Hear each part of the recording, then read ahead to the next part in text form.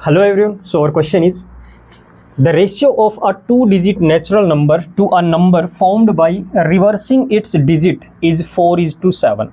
The number of such pairs is. So student ये question UPSC CSAT 2019 का PYQ है। Question में क्या गिवन है कि एक टू डिजिट नंबर है, नेचुरल नंबर है, उस टू डिजिट नेचुरल नंबर और उसके डिजिट्स को अगर रिवर्स ऑर्डर में करने के बाद जो नया नंबर बनेगा उन दोनों का रेशियो आपको गिवन है 4:7। कहने का मतलब ये है कि फॉर एग्जांपल अगर मैं एक टू डिजिट नंबर की बात करूं, जैसे ए बी, ये एक टू डिजिट नंबर है, ओके। ए और बी क्या है, डिजिट्स है इसकी। तो इसके डिजिट्स को अगर रिवर्स ऑर्डर में कर दिया जाए तो ये बी ए बन जाएगा नंबर, और इन दोनों का जो रेशियो है, ये जो ओरिजिनल नंबर है और रिवर्स करने के बाद जो नया नंबर बना उनका दोनों का जो रेशियो है वो 4:7 आपको गिवन है। तो आपको बताना है कि ऐसे ऐसे कितने नंबर्स पॉसिबल है, कितने पेयर्स पॉसिबल है इन दोनों नंबर के, यानी कि ओरिजिनल नंबर और रिवर्स करने के बाद जो नंबर बना है उन दोनों के कितने ऐसे पेयर पॉसिबल है। अब बच्चों, जब भी हम किसी भी टू डिजिट नंबर को एज्यूम करते हैं वेरिएबल में, यानी a b c x y z, इनमें जब एज्यूम करते हैं तो उसको ऐसे नहीं लिखा जाता, यानी कि ये जो ए बी, ये जो नंबर है इसको हम लिखते हैं 10a+b, ऐसे लिखा जाएगा।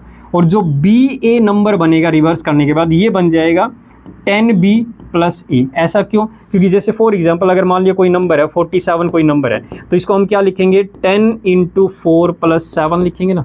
इसी तरह से अगर 74 होगा इसका रिवर्स करने के बाद तो ये बनेगा 10 × 7+4, ऐसे ही लिखेंगे।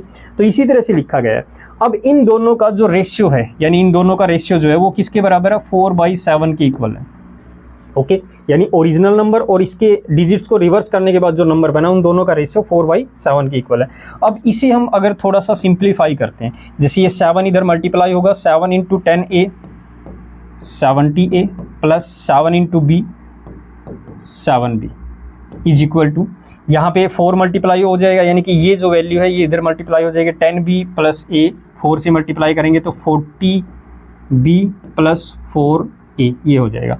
अब यहाँ पे देखिए, ये जो आपका 4a है इधर जाके 70a में से माइनस करेंगे तो 66a आ जाएगा, और ये 7b इधर 40b में से माइनस होगा तो ये 33b आ जाएगा। तो जब इसको कैंसिल आउट करेंगे 33 से ये 66 जो है वो 2 पे कैंसिल आउट, यानी कि 2a = b आ रहा है हमारा, 2a = b आ रहा है। अब यहाँ पे हम 1 by 1 a और b की वैल्यू पुट करते हैं।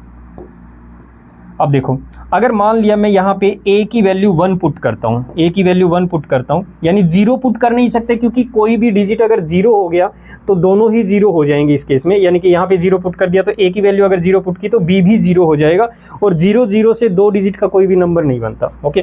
तो सबसे पहले 1 पुट करेंगे, तो 1 अगर पुट करता हूँ a की वैल्यू तो b की वैल्यू क्या बन जाएगी, देखो यहाँ पे 1 × 2 2 बन जाएगी b की वैल्यू।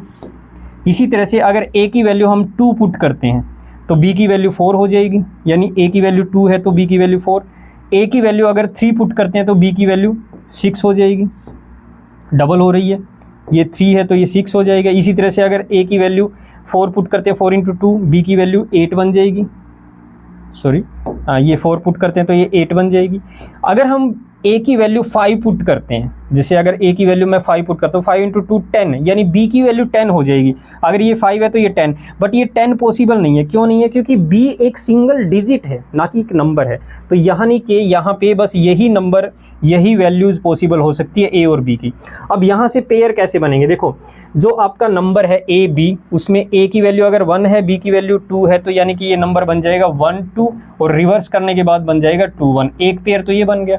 उसके बाद अगर मैं a की वैल्यू 2 और b की वैल्यू 4 लेता हूं तो ये 2 4 और 4 2, एक नंबर, ये एक पेयर बन गया ये।